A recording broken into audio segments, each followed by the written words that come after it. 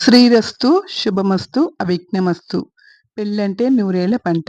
2 కుటుంబాలు, ఇద్దరి మనసుల కలయిక.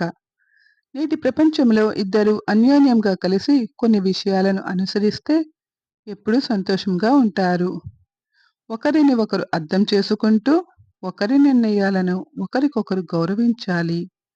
నిజమైన నమ్మకంతో ఒకరికి ఒకరు తోడు నీడగా పవిత్రమైన స్నేహబంధం కలిగి ఉండాలి.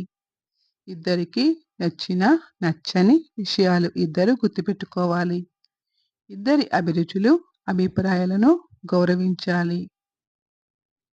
ఒకరిని ఒకరు తక్కువ చేసి మాట్లాడకండి. ఒకరికొకరు నమ్మకంతో కలిసి ఉండాలి. ఇద్దరి కుటుంబ బాధ్యతలను, కుటుంబ సభ్యులను ఇద్దరూ ఒకే విధముగా బాగా చూడాలి. ఒకరి కోసం ఒకరు కొంత ప్రత్యేక సమయం ఉంచుకోవాలి. హాని విడిచి బిగుసుకొని అలిగి ఉండకుండా ఇద్దరూ కలిసి నిదానంగా మాట్లాడుతూ సర్దుబాటు చేసుకోవాలి.